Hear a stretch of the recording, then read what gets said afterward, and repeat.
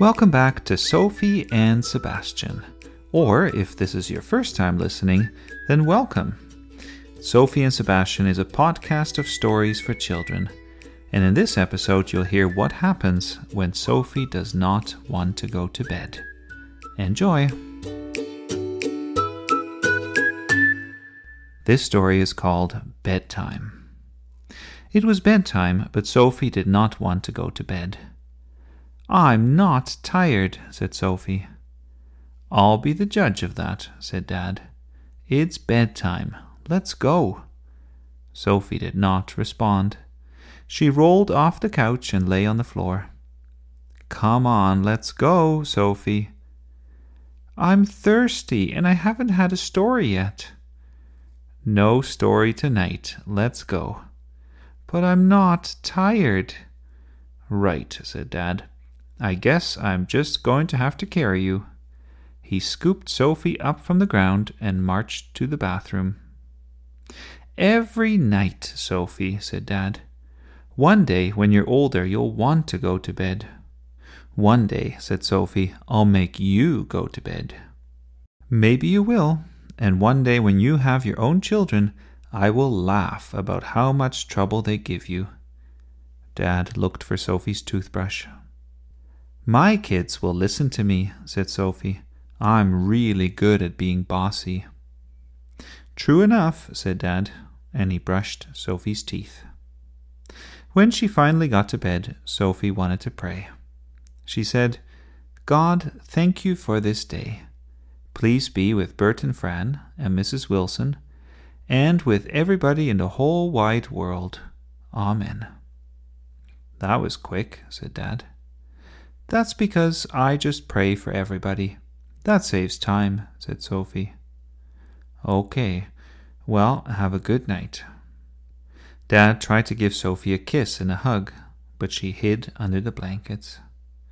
Then Dad said goodbye, and Sophie said, "Stop, you're forgetting to give me a kiss and a hug." So Dad gave her a kiss and a hug. "Now can I have a story?" said Sophie. Dad let out a big sigh. "Oh, Sophie," he said, "we don't need a story every night. But you know what? I will read you some poems if you like."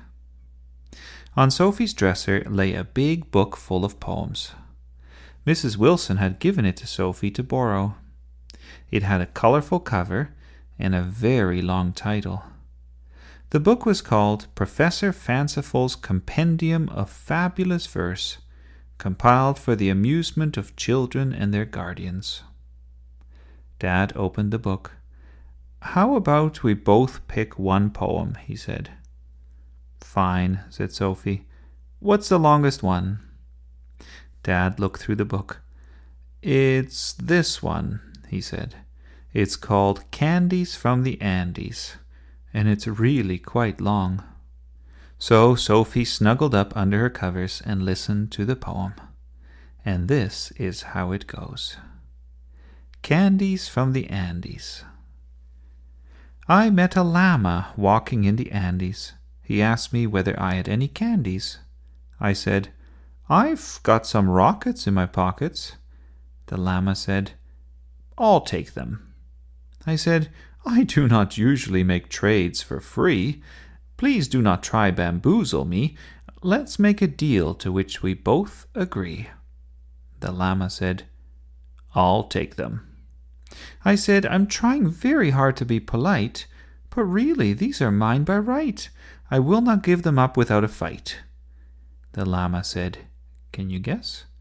"I'll take them." "I'm sorry," I replied. "I do not think you understand. I will not listen to your strange demand. Your behavior is both beastly and bizarre. I'm leaving. See you later. Au revoir."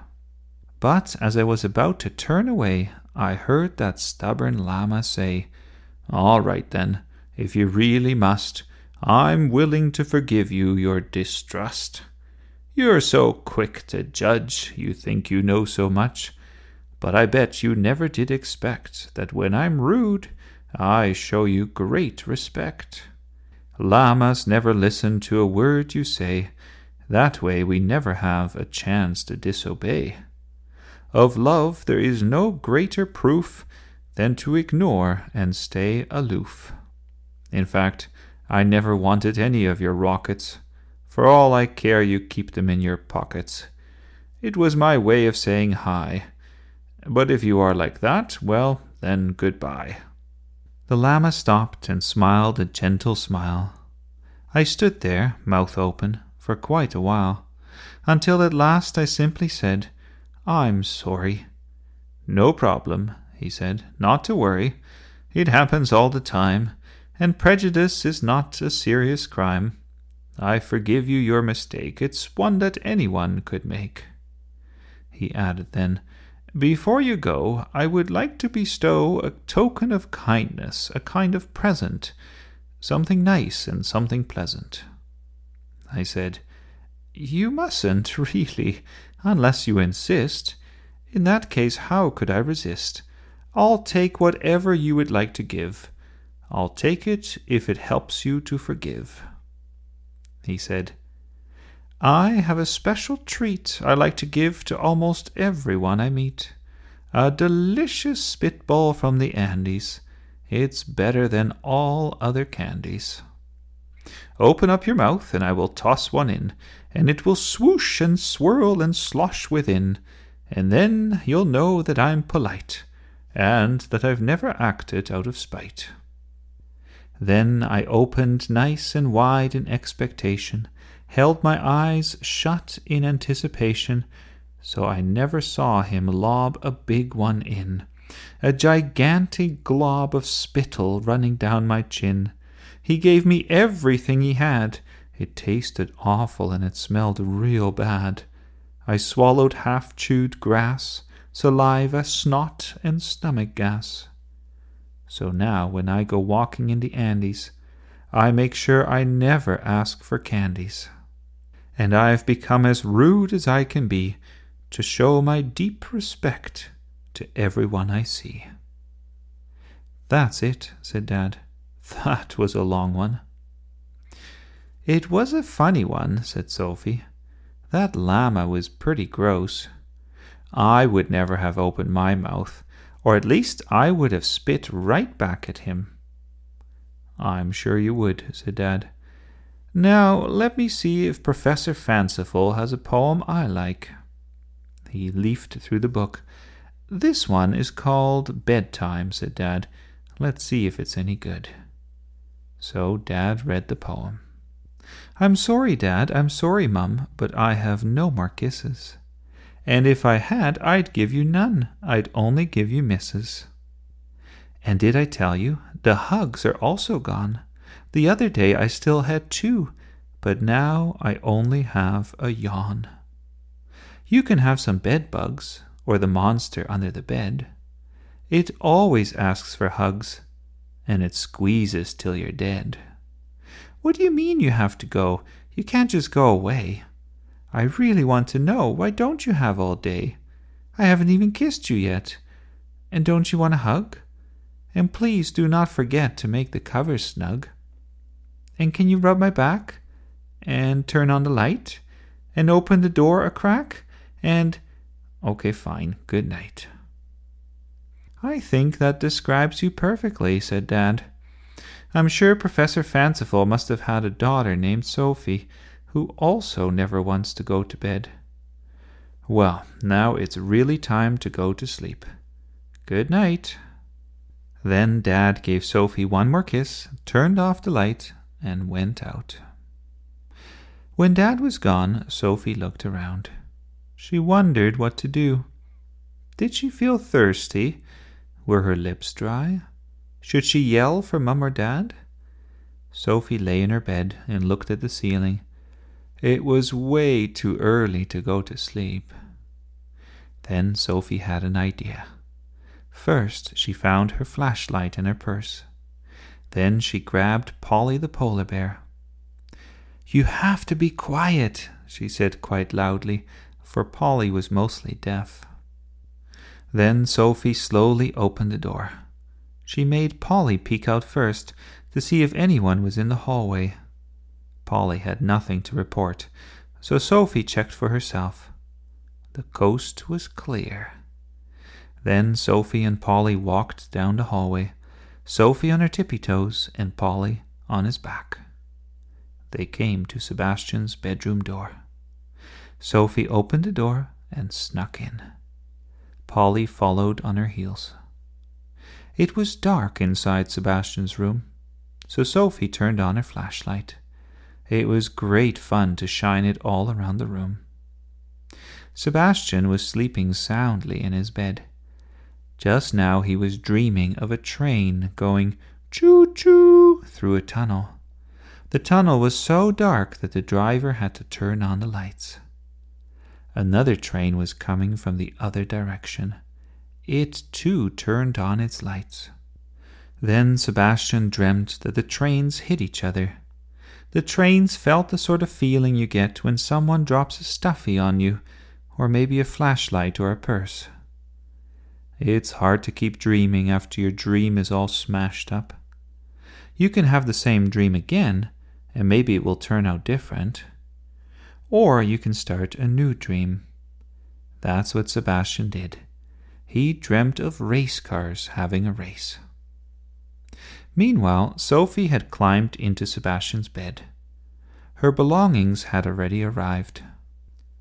Sophie placed Polly under her head as a pillow. He did not mind, and snuggled up beside Sebastian.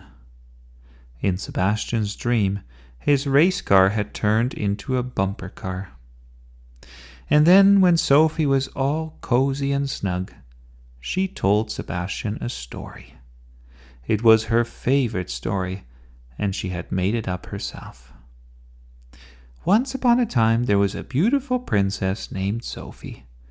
Sophie also had a teensy-weensy, tiny-whiny brother named Sebastian. But their parents were very mean.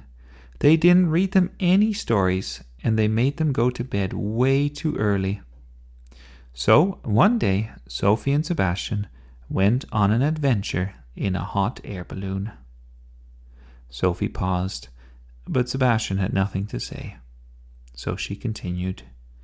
The hot air balloon went up and up and up, higher than the rooftops, higher than the trees, and higher than the mountains. If you looked down, you could see thousands of little lights, all dancing in the dark like tiny glowworms. And still the hot air balloon kept climbing. Pretty soon it was all the way in outer space. It went higher and higher until it floated right past the moon. "Look," said Sophie, and she pointed at the far side of the moon. It was the most amazing thing they had ever seen. Where the sunlight hit the moon, the entire surface was covered with the most beautiful fields of lush green grass, waving gently in the breeze. And far in the distance they saw one lonely cow grazing in an ocean of grass. Then Sophie and Sebastian landed their hot air balloon on the other side of the moon. They climbed out and introduced themselves to the cow.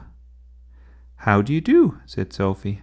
"My name is Sophie, and this is my teensy-weensy, tiny-whiny brother Sebastian." "Moo," said the cow. "Moo to you too," said Sophie. "Could you tell us how you got here, and why there is all this grass on the other side of the moon?" "It's a long story," said the cow, "but I will tell you if you don't mind that I need to keep eating at the same time. I know it's not polite, but I have a job to do." "That's okay," said Sebastian.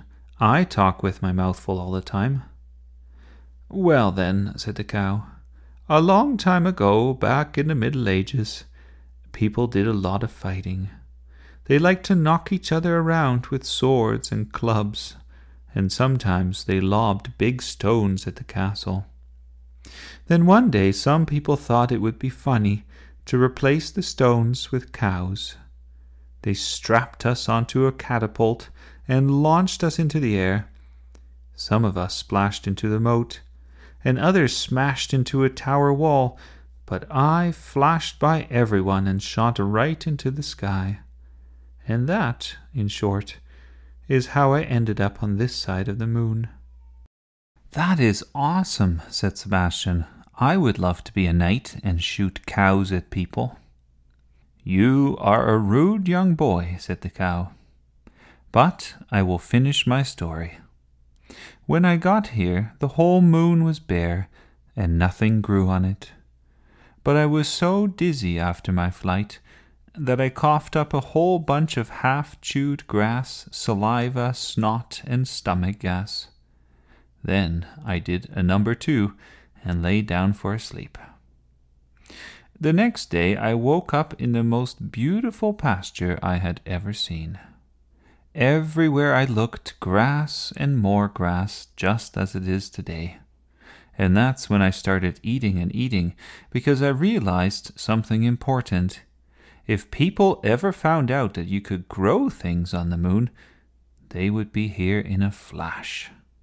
So, ever since, I've been trying to gobble up this grass on the far edge of the moon, just before the moon turns and becomes visible to man. But as the moon keeps turning and the sun shines on it, the grass starts growing again. It's very tiresome work. The cow had tears in its eyes. Wow, said Sophie. I feel very sorry for you. But I have some good news for you. Very few people nowadays have catapults, and even fewer use them to shoot cows. The cow smiled. That is good to know. I'll think about it. In the meantime, promise me you won't tell anyone my story. Will do, said Sophie. But we have to go now, because Sebastian has to go to bed. Then Sophie and Sebastian left the golden fields of green on the other side of the moon, and they floated back down to earth. And they told no one that the grass is greener on the other side. And that was the end of Sophie's story. But Sebastian still said nothing. He was having a really, really awesome dream. He was jumping up and down on the trampoline, and also on Mum and Dad's bed at the same time. Sophie did not mind. You go to sleep, little boy, she said, and she patted his head. Then she got a candy out of her purse that she had saved for just such an occasion. She sucked on the candy and shone her flashlight all around on the ceiling. It was hard to keep her eyes open. You must be tired, she said to Sebastian. I will sing you a lullabaloo. So she sang, The skies are dark, the sea is deep, the wind is in the trees. So close your eyes and go to sleep, my little pretty please. Of course, one song is never quite enough, which is why she also sang The Wheels on the Bus. But soon she was too tired to continue, for it's a song that goes on and round and round. Then she stopped singing and dozed off. Pretty soon she was fast asleep, curled up next to Sebastian, cozy together in a warm home, in a dark world, in a vast and glittering universe. And as the earth flew through space, spinning like a girl on a monkey bar, now blinded by the blazing sun, now swinging through the shade, so Sophie's mind turned in dizzying rotations through the colorful spots and images of her dreams.